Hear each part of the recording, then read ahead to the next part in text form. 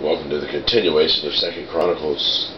The batteries died during the last video. I'm not sure exactly where they died because it was just now. I haven't had a chance to review it, so I'm going to pick up from Jehoiada's reforms reversed. That's chapter 24, verse 17. So you might get a little repeat here, but it won't be long. But after Jehoiada's death, the leaders of Judah came and bowed before King Joash and persuaded him to listen to their advice. They decided to abandon the temple of the Lord, the God of their ancestors, and they worshipped Asherah poles and idols instead. Because of this sin, divine anger fell on Judah and Jerusalem. Yet the Lord sent prophets to bring them back to him. The prophets warned them, but still the people would not listen. Then the Spirit of God came upon Zechariah, son of Jehoiada the priest. He stood before the people and said, "This is what God says. Why do you disobey the Lord's commands and keep yourselves from prospering? You have abandoned the Lord, and now he has abandoned you." The leaders plotted to kill Zechariah, and King Joash ordered that they stone him to death in the courtyard of the Lord's temple. That was how King Joash repaid Jehoiada for his loyalty, by killing his son. Zechariah's last words as he died were, "May the Lord see what they are doing and avenge my death." In the spring of that year, the Aramean army marched against Joash. They invaded Judah and Jerusalem and killed all the leaders of the nation.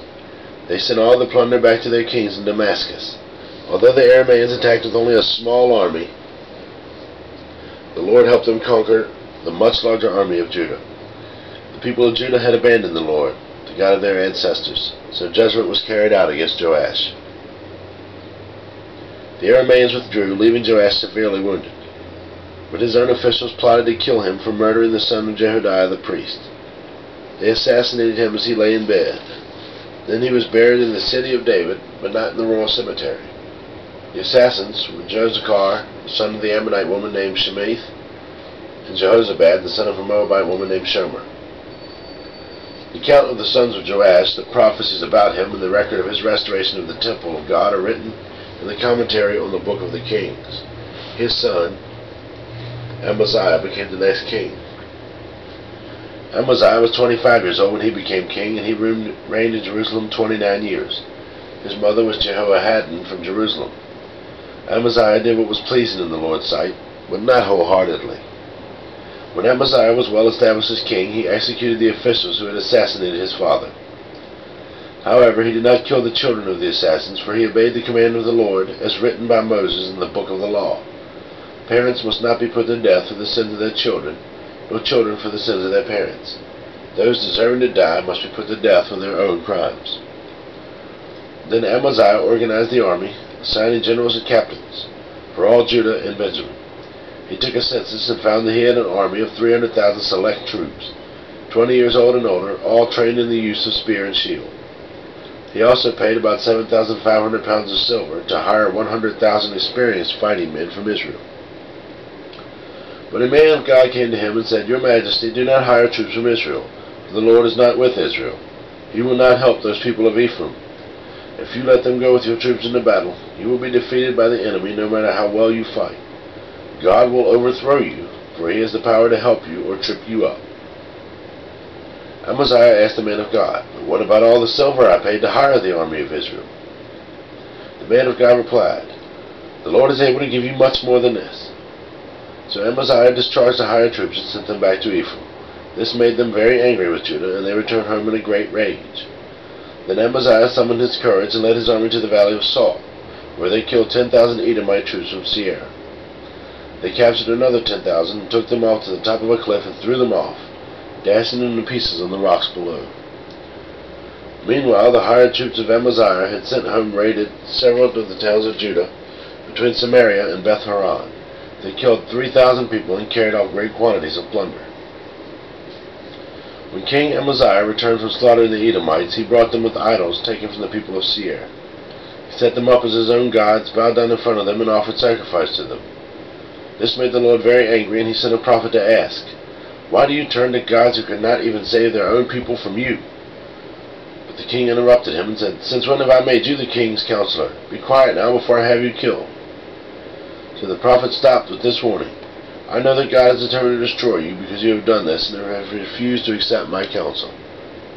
After consulting with his advisors, King Amaziah of Judah sent this challenge to Israel's king Jehoash. the son of Jehoahaz and the grandson of Jehu. Come and meet me in battle.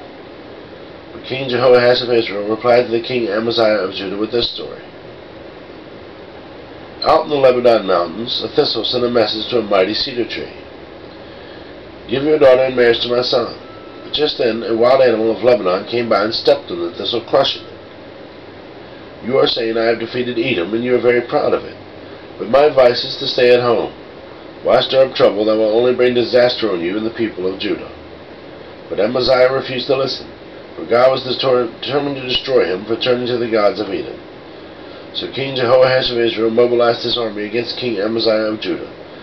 The two armies drew up their battle lines at Beth-Shemesh in Judah. Judah was routed by the army of Israel, and its army scattered and fled for home.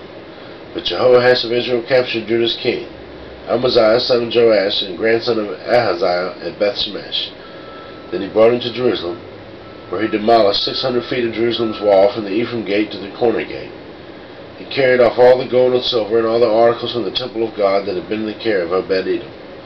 He also seized the treasures of the royal palace, along with hostages, and then returned to Samaria. King Amaziah of Judah lived on for 15 years after the death of King Jehoahaz of Israel. The rest of the events of Amaziah's reign from beginning to end are recorded in the book of the kings of Judah and Israel. After Amaziah turned away from the Lord, there was conspiracy against his life in Jerusalem, and he fled to Lachish. But his enemies sent assassins after him, and they killed him there. They brought his body back on a horse, and he was buried with his ancestors in the city of David. All the people of Judah had crowned Amaziah's 16-year-old son Uzziah as a king in place of his father. After his father's death, Uzziah rebuilt the town of Elath and restored it to Judah. Uzziah was 16 years old when he became king, and he reigned in Jerusalem 52 years. His mother was Jecoliah from Jerusalem. He did what was pleasing in the Lord's sight, just as his father Amaziah had done. Uzziah sought God during the days of Zechariah, who taught him to fear God. And as long as the king sought guidance from the Lord, God gave him success. Uzziah declared war on the Philistines and broke down the walls of Gath, Jabneh, and Ashdod. Then he built new towns in the Ashdod area and in other parts of Philistia. God helped him in his wars against the Philistines, his battles with the Arabs of Gur, and his wars with the Midianites. The Midianites paid annual tribute to him, and his fame spread even to Egypt, where he had become very powerful. Uzziah built fortified towers in Jerusalem at the corner gate, the valley gate, and the angle in the wall. He also constructed forts in the wilderness and dug many water cisterns, because he kept great herds of livestock in the foothills of Judah and on the plains. He was also a man who loved the soil. He had many workers who cared for his farms and vineyards, both on the hillsides and in the fertile valleys. Uzziah had an army of well-trained warriors, ready to march into battle, unit by unit. This army had been mustered and organized by Jeiel, the secretary of the army, and his assistant Messiah. They were under the direction of Hananiah, one of the king's officials. These regiments of mighty warriors were commanded by 2,600 clan leaders. The army consisted of 307,500 men, all elite troops. They were prepared to assist the king against any enemy. Uzziah provided the entire army with shields, spears, helmets, coats of mail, bows, and slingstones, and he produced machines mounted on the walls of Jerusalem, designed by experts to shoot arrows and hurl stones from the towers and the corners of the wall. His fame spread far and wide, but the Lord gave him marvelous help, and he became very powerful. But when he had become powerful, he also became proud, which led to his downfall. He sinned against the Lord his God by entering the sanctuary of the Lord's temple and personally burning incense on the incense altar. Azariah the high priest went in after him with 80 other priests of the Lord, all brave men. They confronted King Uzziah and said, "It is not for you, Uzziah, to burn incense to the Lord. That is the work of the priest alone, the descendants of Aaron who are set apart for this work. Get out of the sanctuary, for you have sinned. The Lord will not honor you for this." Uzziah, who was holding an incense burner, became furious. But as he was standing there raising at the priest before the incense altar at the Lord's temple, leprosy suddenly broke out on his forehead. When Azariah and the high priest and all the other priests saw the leprosy, they rushed him out. And the king himself was easier to get out because the Lord had struck him. So King Uzziah had leprosy until the day he died. He lived in isolation in a separate house, for he was excluded from the temple of the Lord. His son Jotham was put in charge of the royal palace, and he governed the people of the land. The rest of the events on Uzziah's reign, from beginning to end, are recorded by the prophet Isaiah, son of Amoz. When Uzziah died, he was buried with his ancestors. His grave was in a nearby burial field belonging to kings, for the people said he had leprosy. And his son Jotham became the next king. Jotham was 25 years old when he became king, and he reigned in Jerusalem 16 years. His mother was Jerusha, the daughter of Zadok. Jotham did what was pleasing in the Lord's sight. He did everything his father Uzziah had done, except that Jotham did not sin by entering the temple of the Lord. But the people continued in their corrupt ways. Jotham rebuilt the upper gate of the temple of the Lord. He also did extensive rebuilding on the wall of the hill of Ophel. He built towns in the hill country of Judah, constructed fortresses and towers in the wooded areas. Jotham went to war against the Ammonites and conquered them. Over the next 3 years, he received from them an annual tribute of 7,500 pounds of silver, 50,000 bushels of wheat, and 50,000 bushels of barley. King Jotham became powerful because he was careful to live in obedience to the Lord his God. The rest of the events of Jotham's reign, including all his wars and other activities, are recorded in the books of the kings of Israel and Judah. He was 25 years old when he became king, and he reigned in Jerusalem 16 years. When Jotham died, he was buried in the city of David, and his son Ahaz became the next king. Ahaz was 20 years old when he became king, and he reigned in Jerusalem 16 years. He did not do what was pleasing in the sight of the Lord, as his ancestor David had done. Instead, he followed the example of the kings of Israel. He cast metal images for the worship of Baal. He offered sacrifices in the valley of Ben-Hinnom, even sacrificing his own sons in the fire. In this way, he followed the detestable practices of the pagan nations the Lord had driven from the land ahead of the Israelites. He offered sacrifices and burned incense at the pagan shrines and on the hills and under every green tree. Because of all of this, the Lord his God allowed the king of Aram to defeat Ahaz and to exile large numbers of his people to Damascus. The armies of the kings of Israel also defeated Ahaz and inflicted many casualties on his army. In a single day, Pekah, son of Remaliah, Israel's king, killed 120,000 of Judah's troops, all of them experienced warriors, because they abandoned the Lord, the God of their ancestors. Then Zikri, a warrior from Ephraim, killed Maziah, the king's son, Azrikam, the king's palace commander, and Elkanah, the king's second-in-command. The armies of Israel captured 200,000 women and children from Judah and seized tremendous amounts of plunder, which they took back to Samaria. But a prophet of the Lord named Oded was there in Samaria when the army of Israel returned home. He went out to meet them and said, "The Lord, the God of your ancestors, was angry with Judah and let you defeat them. But you have gone too far, killing them without mercy, and all heaven is disturbed. Now you are planning to make slaves of these people from Judah and Jerusalem? What about your own sins against the Lord your God? Listen to me and return these prisoners you have taken, for they are your own relatives. Watch out, because now the Lord's fierce anger has been turned against you." And some of the leaders of Israel, Azariah, son of Jehonadab, Berechiah, son of Meshillemoth, and Jehezekiah, son of Shallum, and Amasa, son of Haldai, agreed with this and confronted the men returning from battle. "You must not bring the prisoners here," they declared. "We cannot afford to add to our sins and our guilt. Our guilt was already great, and the Lord's fierce anger is already turned against Israel." So the warriors released the prisoners and handed over the plunder in the sight of the leaders and all the people. Then the 4 men just mentioned by name came forward and distributed clothes from the plunder to the prisoners who were naked. They provided clothing and sandals to wear, gave them enough food and drink, and dressed their wounds with olive oil. Then they put those who were weak on donkeys and took all the prisoners back to their own people in Jericho, the city of palms. Then they returned to Samaria. At that time King Ahaz of Judah asked the king of Assyria for help. The armies of Edom had again invaded Judah and taken captives. And the Philistines had raided towns located in the foothills of Judah and in the Negev of Judah.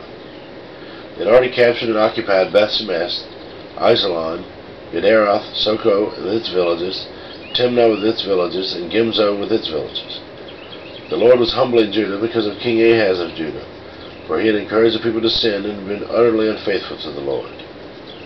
So when King Tiglath-Pileser of Assyria arrived, he attacked Ahaz instead of helping him. Ahaz took valuable items from the Lord's temple, the royal palace, and from the homes of his officials, and gave them to the king of Assyria as tribute, but this did not help him. Even during this time of trouble, King Ahaz continued to reject the Lord. He offered sacrifices to the gods of Damascus, who had defeated him. For he said, "Since these gods helped the king of Aram, they will help me too, if I sacrifice to them." But instead they led to his ruin, and to the ruin of all of Judah. The king took the various articles from the temple of God and broke them into pieces. He shut the doors of the Lord's temple so that no one could worship there, and he set up altars to pagan gods in every corner of Jerusalem. He made pagan shrines in all the towns of Judah for offering sacrifice to other gods. In this way he aroused the anger of the Lord, the God of his ancestors. The rest of the events of Ahaz's reign and everything he did from beginning to end are recorded in the book of the kings of Judah and Israel. When Ahaz died, he was buried in Jerusalem, but not in the royal cemetery of the kings of Judah. Then his son Hezekiah became the next king.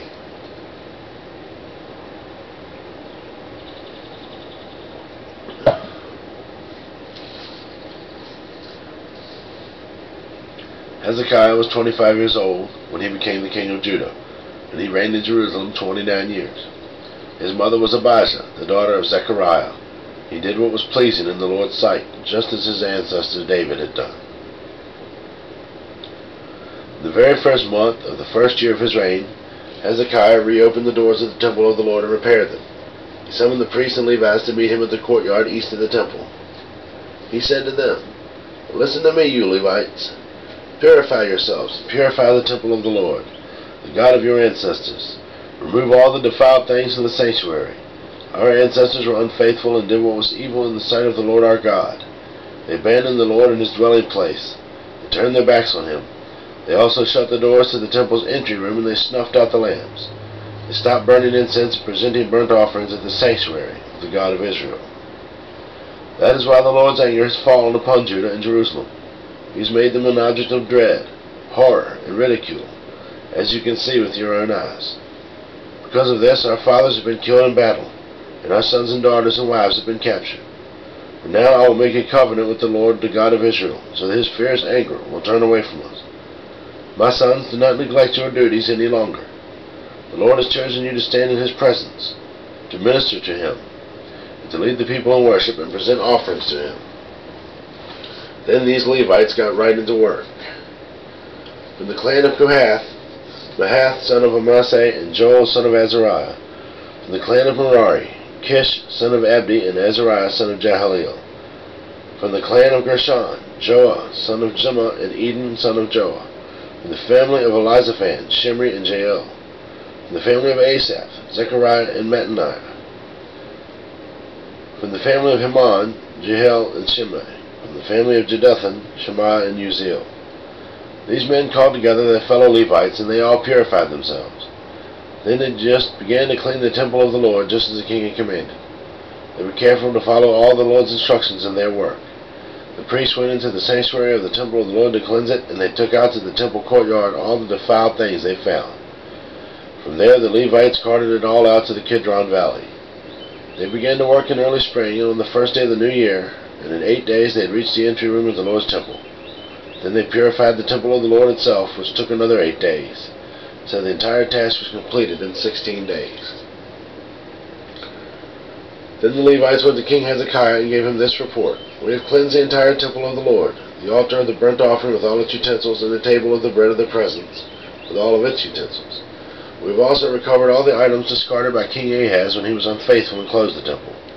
They are now in front of the altar of the Lord, purified and ready for use." Early the next morning, King Hezekiah gathered the city officials and went to the temple of the Lord. They brought 7 bulls, 7 rams, and 7 male lambs as a burnt offering, together with 7 male goats as a sin offering for the kingdom, for the temple, and for Judah. The king commanded the priests, who were descendants of Aaron, to sacrifice the animals on the altar of the Lord. So they killed the bulls, and the priests took the blood and sprinkled it on the altar. Next they killed the rams and sprinkled their blood on the altar. Finally, they did the same with the male lambs. The male goats for the sin offering were then brought before the king and the assembly of the people, who laid their hands on them. The priests then killed the goats as a sin offering and sprinkled their blood on the altar to make atonement for all the sins of Israel. The king had specifically commanded that this burnt offering and sin offering should be made for all Israel. King Hezekiah then stationed the Levites at the temple of the Lord with cymbals, lyres, and harps. He obeyed all the commands that the Lord had given to King David through Gad, the king's seer, and the prophet Nathan. The Levites then took their positions around the temple with the instruments of David, and the priests took their positions with the trumpets. Then Hezekiah ordered that the burnt offering be placed on the altar. As the burnt offering was presented, songs of praise to the Lord were begun, accompanied by the trumpets and other instruments of David, the former king of Israel. The entire assembly worshipped the Lord as the singers sang and the trumpets blew, until all the burnt offerings were finished. Then the king and everyone with him bowed down and worshipped. King Hezekiah and the officials ordered the Levites to praise the Lord with the psalms written by David and by Asaph the seer. So they offered joyous praise and bowed down and worshipped. Then Hezekiah declared, "Now that you have consecrated yourselves to the Lord, bring your sacrifices and thanksgiving offerings to the temple of the Lord." So the people brought their sacrifices and thanksgiving offerings, and all whose hearts were willing to be burnt offerings too. The people brought to the Lord 70 bulls, 100 rams, and 200 male lambs for burnt offerings. They also brought 600 cattle and 300 sheep and goats and sacred offerings.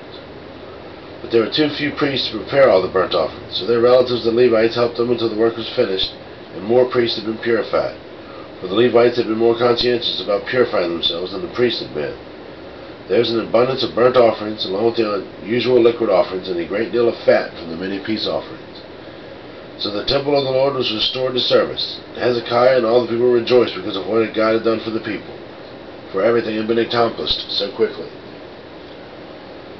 King Hezekiah now sent word to all Israel and Judah, and he wrote letters of invitation to the people of Ephraim and Manasseh. He asked everyone to come to the temple of the Lord at Jerusalem to celebrate the Passover of the Lord God of Israel. The king, his officials, and all the community of Jerusalem decided to celebrate Passover a month later than usual. They were unable to celebrate it at the prescribed time because not enough priests could be purified by then, and the people had not yet assembled at Jerusalem. This plan for keeping the Passover seemed right to the king and all the people. So they sent a proclamation throughout all Israel, from Beersheba in the south to Dan in the north, inviting everyone to come to Jerusalem to celebrate the Passover of the Lord, the God of Israel. The people had not been celebrating it in great numbers, as required in the law. At the king's command, runners were sent throughout Israel and Judah. They carried letters that said, "O people of Israel, return to the Lord, the God of Abraham, Isaac, and Israel, so that he will return to the few of us who have survived the conquest of the Assyrian kings. Do not be like your ancestors and relatives who abandoned the Lord, the God of their ancestors, and became an object of derision, as you yourselves can see. Do not be stubborn as they were, but submit yourselves to the Lord. Come to his temple, which he has set apart as holy forever. Worship the Lord your God, so that his fierce anger will turn away from you. For if you return to the Lord, your relatives and your children will be treated mercifully by their captors, and they will be able to return to this land. For the Lord your God is gracious and merciful. If you return to him, he will not continue to turn his face from you." The runners were sent from town to town throughout Ephraim and Manasseh as far as the territory of Zebulun. But most of the people just laughed at the runners and made fun of them. However, some people from Asher, Manasseh, and Zebulun humbled themselves and went to Jerusalem. At the same time, God's hand was on the people in the land of Judah, giving them all one heart to obey the orders of the king and his officials, who were following the word of the Lord. So a huge crowd assembled at Jerusalem in mid-spring to celebrate the festival of unleavened bread. They set to work and removed the pagan altars from Jerusalem. They took away all the incense altars and threw them into the Kidron Valley. On the 14th day of the second month, 1 month later than usual, the people slaughtered the Passover lamb. This shamed the priests and Levites, so they purified themselves and brought burnt offerings to the temple of the Lord. Then they took their places at the temple, as prescribed in the law of Moses, the man of God. The Levites brought the sacrificial blood to the priest, who then sprinkled it on the altar. Since many of the people had not purified themselves, the Levites had to slaughter their Passover lamb for them, to set them apart for the Lord. Most of those who came from the Ephraim, Manasseh, Issachar, and Zebulun had not purified themselves. But King Hezekiah prayed for them, and they were allowed to eat the Passover meal anyway, even though this was contrary to the requirements of the law. For Hezekiah said, "May the Lord, who is good, pardon those who decide to follow the Lord, the God of their ancestors, even though they are not properly cleansed for the ceremony." And the Lord listened to Hezekiah's prayer and healed the people. So the people of Israel, who were presented in Jerusalem, joyously celebrated the festival of unleavened bread for 7 days. Each day the Levites and priests sang to the Lord, accompanied by loud instruments. Hezekiah encouraged all the Levites regarding the skill they displayed as they served the Lord. The celebration continued for 7 days. Peace offerings were sacrificed, and the people gave thanks to the Lord, the God of their ancestors. The entire assembly then decided to continue the festival another 7 days, so they celebrated joyfully for another week. King Hezekiah gave the people 1,000 bulls, 7,000 sheep and goats for offerings, and the officials donated 1,000 bulls and 10,000 sheep and goats. Meanwhile, many more priests purified themselves. The entire assembly of Judah rejoiced, including the priests, the Levites, and all who came from the land of Israel, the foreigners who came to the festival, and all those who lived in Judah. There was great joy in the city, for Jerusalem had not seen a celebration like this one since the days of Solomon, King David's son. Then the priests and Levites stood and blessed the people. God heard their prayer in his holy dwelling in heaven.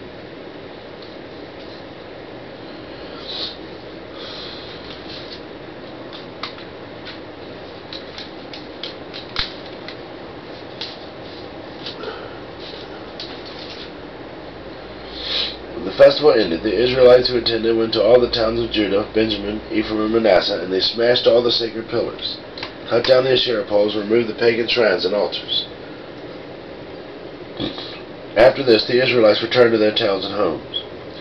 Hezekiah then organized the priests and Levites into divisions to offer the burnt offerings and peace offerings, and to worship and give thanks and praise to the Lord at the gates of the temple.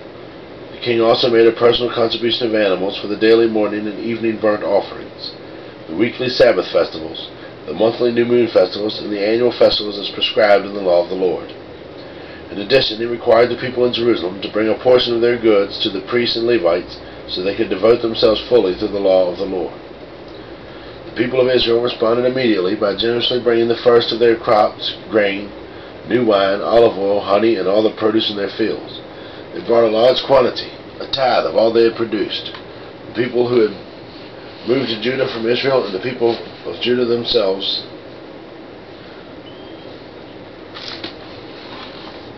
brought in the tithes of their cattle, sheep, and goats to the Lord their God, and they piled them up in great heaps. They began piling them up in late spring, and the heaps continued to grow until early autumn. When Hezekiah and his officials came and saw these huge piles, they thanked the Lord and his people Israel. "Where did all this come from?" Hezekiah asked the priests and Levites. And Azariah, the high priest, and the family of Zadok replied, "Since the people began bringing their gifts to the Lord's temple, we have had enough to eat, plenty to spare. The Lord has blessed his people, and all this is left over." Hezekiah ordered that storerooms be prepared in the temple of the Lord. When this was done, the people faithfully brought all the tithes and gifts to the temple. Conaniah, the Levite, was put in charge, assisted by his brother Shimei. The supervisors under them were Jehiel, Azaziah, Nahath, Ashael, Jeremoth, Jozabad, Eliel, Ismachiah, Mahath, and Benaniah. These appointments were made by King Hezekiah and Azariah, the chief official in the temple of God. Corey, son of Imnah the Levite, who was the gatekeeper at the east gate, was put in charge of distributing the voluntary offerings given to God, the gifts and the things that had been dedicated to the Lord. His faithful assistants were Eden, Miniamin, Jeshua, Shemaiah, Amariah, and Shechaniah. They distributed the gifts among the families of priests in their towns by their divisions, dividing the gifts fairly among young and old alike. They distributed the gifts to all the males 3 years old or older, regardless of their place in the genealogical records. The distribution went to all who would come to the Lord's temple to perform their daily duties according to their divisions. They distributed gifts to the priests who were listed by their families in the genealogical records, and to the Levites 20 years old or older who were listed according to their jobs and their divisions. Food allotments were also given to the families of all those listed in the genealogical records, including their little babies, wives, sons, and daughters, for they had all been faithful in purifying themselves. As for the priests, the descendants of Aaron, who were living in the open villages around the towns, men were appointed by name to distribute portions to every male among the priests and to all the Levites listed in the genealogical records. In this way, King Hezekiah handled the distribution throughout all Judah, doing what was pleasing and good in the sight of the Lord. In all that he did in the service of the temple of God and his efforts to follow God's laws and commands, Hezekiah sought his God wholeheartedly. As a result, he was very successful. After Hezekiah had faithfully carried out this work, King Sennacherib of Assyria invaded Judah. He laid siege to the fortified towns, giving orders for his army to break through their walls. When Hezekiah realized that Sennacherib also intended to attack Jerusalem, he consulted with his officials and military advisors, and they decided to stop the flow of the springs outside the city. They organized a huge crew to stop the flow of the springs, cutting off the brook that ran through the fields. For they said, "Why should the kings of Assyria come out here and find plenty of water?"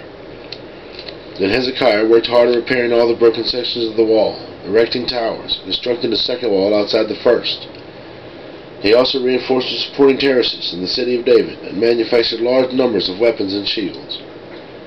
He appointed military officers over the people, and assembled them before him in the square of the city gate. Then Hezekiah encouraged them by saying, "Be strong and courageous. Don't be afraid or discouraged because of the king of Assyria or his mighty army, for there is a power far greater on our side. He may have a great army, but they are merely men. We have the Lord our God to help us and fight our battles for us." Hezekiah's words greatly encouraged the people.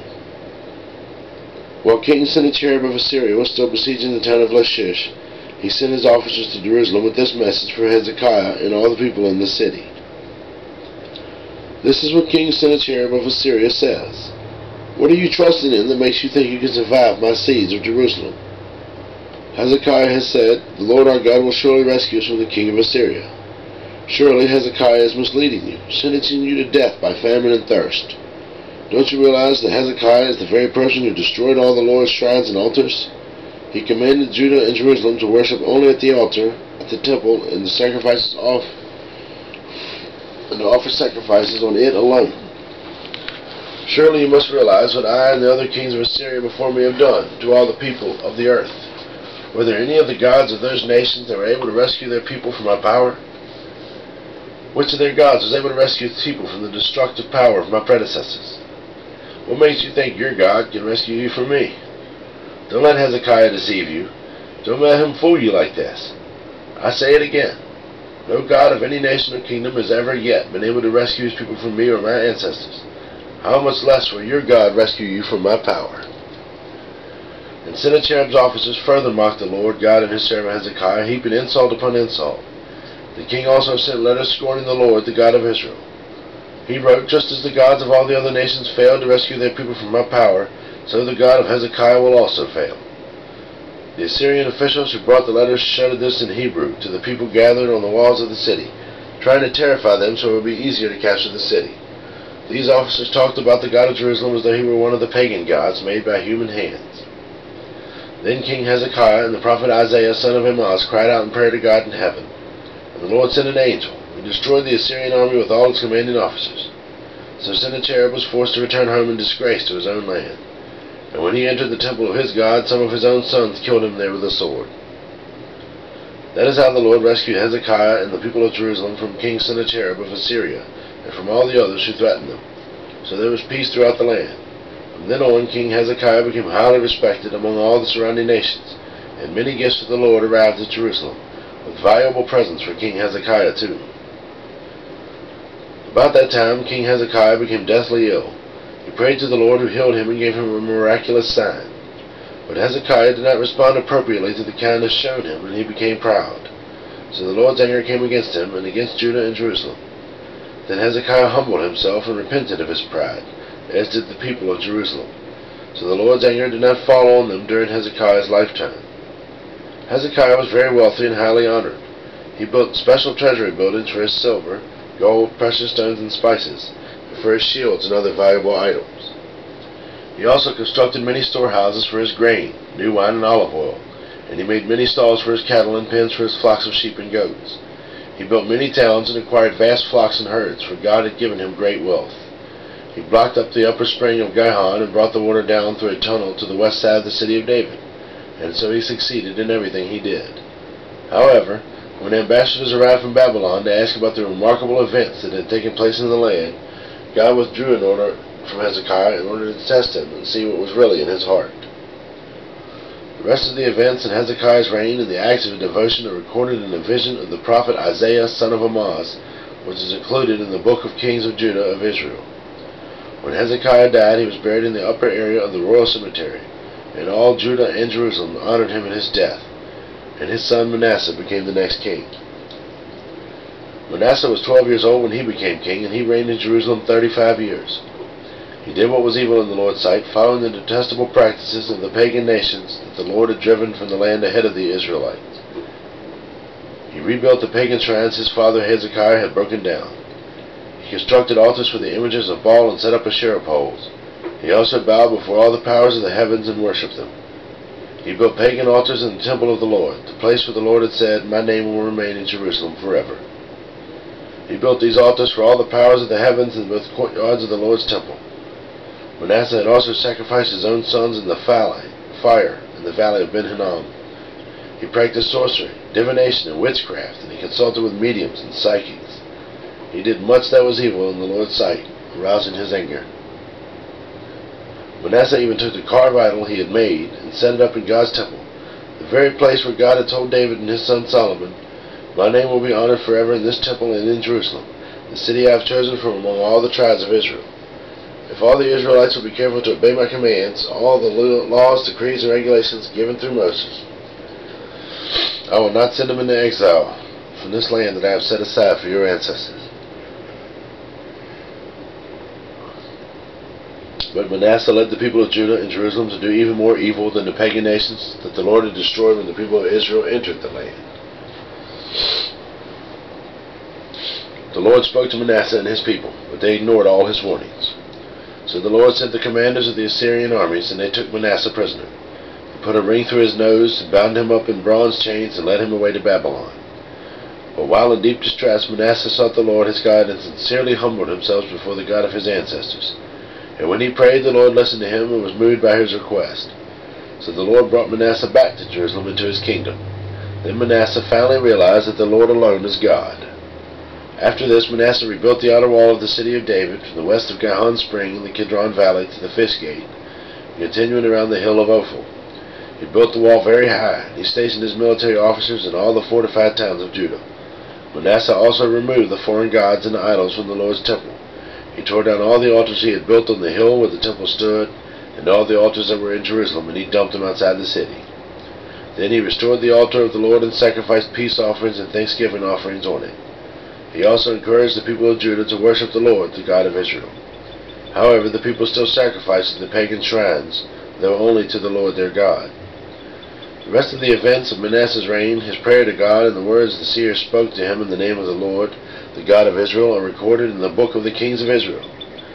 Manasseh's prayers, the account of the way God answered him, and an account of all his sins and unfaithfulness are recorded in the record of the seers. It includes a list of the locations where he built pagan shrines and set up Asherah poles and idols before he humbled himself and repented. When Manasseh died, he was buried in his palace. Then his son Amon became the next king. Amon was 22 years old when he became king, and he reigned in Jerusalem 2 years. He did what was evil in the Lord's sight, just as his father Manasseh had done. He worshipped and sacrificed to all the idols his father had made. But unlike his father, he did not humble himself before the Lord. Instead, Amon sinned even more. Then Amon's own officials conspired against him and assassinated him in his palace. But the people of the land killed all those who had conspired against King Amon, and they made his son Josiah the next king. Josiah was 8 years old when he became king, and he reigned in Jerusalem 31 years. He did what was pleasing in the Lord's sight, and followed the example of his ancestor David. He did not turn away from doing what was right. During the 8th year of his reign, while he was still young, Josiah began to seek the God of his ancestor David. Then in the 12th year he began to purify Judah and Jerusalem, destroying all the pagan shrines, the Asherah poles, and carved idols and cast images. He ordered that the altars of Baal be demolished, and that the incense altars which stood above them be broken down. He also made sure that the Asherah poles, the carved idols, and the cast images were smashed and scattered over the graves of those who had sacrificed to them. He burned the bones of the pagan priests on their own altars, so he purified Judah and Jerusalem. He did the same thing in the towns of Manasseh, Ephraim, and Simon, even as far as Naphtali and in the regions all around them. He destroyed the pagan altars and the Asherah poles, and he crushed the idols into dust. He cut down all the incense altars throughout the land of Israel. Finally, he returned to Jerusalem. In the 18th year of his reign, after he had purified the land and the temple, Josiah appointed Shaphan, son of Azaliah, Messiah, and the governor of Jerusalem, and Joah, son of Jehoahaz, the royal historian, to repair the temple of the Lord his God. They gave Hilkiah the high priest the money that had been collected by the Levites, who served as gatekeepers of the temple of God. The gifts were brought by the people from Manasseh, Ephraim, and from all the remnant of Israel, as well as from all Judah, Benjamin, and the people of Jerusalem. He entrusted the money to the men assigned to supervise the restoration of the Lord's temple. Then they paid the workers who did the repairs and the renovation of the temple. They hired carpenters and builders who purchased finished stone walls for the timber and for the rafters and beams. They restored what earlier kings of Judah had allowed to fall into ruin. The workers served faithfully under the leadership of Jahath and Obadiah.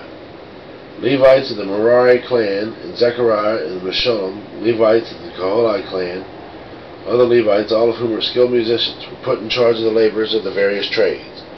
Still others assisted as secretaries, officials, and gatekeepers. While they were bringing out the money collected in the Lord's temple, Hilkiah the priest found the book of the law of the Lord that was written by Moses. Hilkiah said to Shaphan the court secretary, "I have found the book of the law in the Lord's temple." Then Hilkiah gave the scroll to Shaphan. Shaphan took the scroll to the king and reported, "Your officials are doing everything they were assigned to do. The money that was collected at the temple of the Lord is turned over to supervisors and workmen."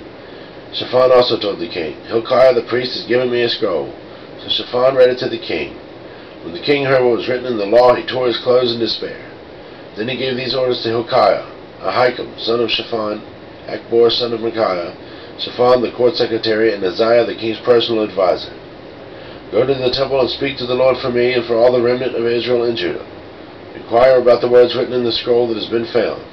For the Lord's great anger has been poured out on us because our ancestors have not obeyed the word of the Lord. We have not been doing everything this scroll says we must do." So Hilkiah and the other men went to the new quarter of Jerusalem to consult with the prophet Huldah. She was the wife of Shallum, son of Tikvah, son of Haris, the keeper of the temple wardrobe. She said to them, "The Lord of the God of Israel has spoken. Go back and tell the man who sent you. This is what the Lord says. I am going to bring disaster on this city and its people. All the curses written in the scroll that was read to the king of Judah will come true. For my people have abandoned me and offered sacrifices to pagan gods, and I am very angry with them for everything they have done. My anger will be poured out on this place, and it will not be quenched. But go to the king of Judah who sent you seek the Lord and tell him, this is what the Lord, the God of Israel, says concerning the message you have just heard.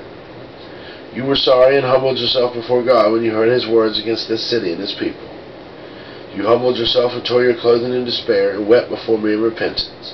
And I have indeed heard you, says the Lord. So I will not send the promised disaster until after you have died and been buried in peace. You yourself will not see the disaster I am going to bring on this city and its people." So they took her message back to the king. Then the king summoned all the elders of Judah and Jerusalem.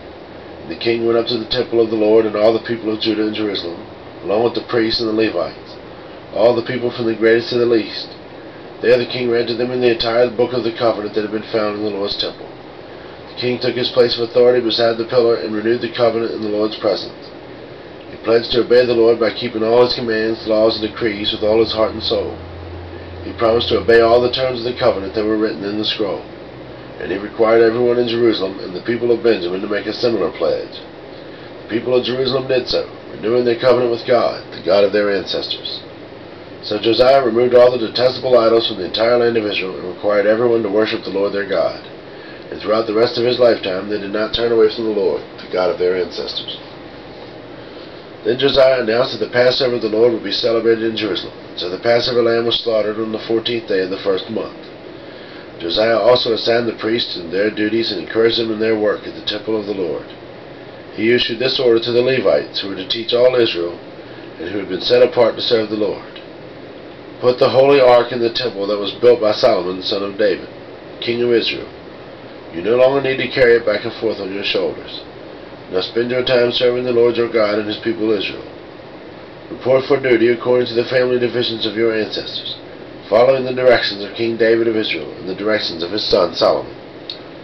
They stand in the sanctuary at the place appointed for your family division and the help of the families assigned to you as they bring their offerings to the temple. Slaughter the Passover lambs, purify yourselves, and prepare to help those who come. Follow all the directions that the Lord gave through Moses. Then Josiah provided 30,000 lambs and young goats for the people's Passover offerings, along with 3,000 cattle from all the king's own flocks and herds. The king's officials also made willing contributions to the people. Priests and Levites, Hilkiah, Zechariah, and Jehiel, the administrators of God's temple, gave the priests 2,600 lambs and young goats and 300 cattle as Passover offerings. The Levite leaders, Conaniah and his brothers Shemaiah and Nathaniel, as well as Hashabiah, Jael, and Jozabad, gave 5,000 lambs and young goats and 500 cattle to the Levites for their Passover offerings. When everything was ready for the Passover celebration, the priests and the Levites took their places, organized by their divisions as the king had commanded. The Levites then slaughtered the Passover lambs and presented the blood to the priests, who sprinkled the blood on the altar, while the Levites prepared the animals. They divided the burnt offerings among the people by their family groups, so they could offer them to the Lord as prescribed in the book of Moses. They did the same with the cattle. Then they roasted the Passover lambs as prescribed, and they boiled the holy offerings in pots, kettles, and pans, and brought them out quickly so the people could eat them. Afterward the Levites prepared Passover offerings for themselves and for the priests, the descendants of Aaron, because the priests had been busy from morning till night offering the burnt offerings and the fat portions. The Levites took responsibility for all these preparations. The musicians, descendants of Asaph, who were in their assigned places, following the commands that had been given by David, Asaph, Heman, and Jeduthun the king's seer. The gatekeepers guarded the gates and did not leave their posts of duty, for the Passover offerings were prepared for them by their fellow Levites. The entire ceremony of the Lord's Passover was completed that day. All the burnt offerings were sacrificed at the altar of the Lord, and King Josiah had commanded. All the Israelites present in Jerusalem celebrated Passover and the festival of unleavened bread for 7 days. Never since the time of the prophet Samuel had there been such a Passover. None of the kings of Israel had ever kept a Passover as Josiah did, involving all the priests and Levites, all the people of Jerusalem, and all the people from all over Judah and Israel. This Passover celebration took place in the 18th year of Josiah's reign. After Josiah had finished restoring the temple, King Necho of Egypt led his army out from Egypt to do battle at Carchemish on the Euphrates River, and Josiah and his army marched out to fight him. But King Necho sent messengers to Josiah with this message: "What do you want with me, Judah? I have no quarrel with you today. I am on my way to fight another nation, and God has told me to hurry. Do not interfere with God, who is with me, or he will destroy you." But Josiah refused to listen to Necho, to whom God had indeed spoken, and he would not turn back. Instead he disguised himself and led his army into battle on the plain of Megiddo. But the enemy archers hit King Josiah with their arrows and wounded him. He cried out to his men, "Take me from the battle, for I am badly wounded." So they lifted Josiah out of his chariot and placed him in another chariot. Then they brought him back to Jerusalem, where he died. He was buried there in the royal cemetery, and all Judah and Jerusalem mourned for him.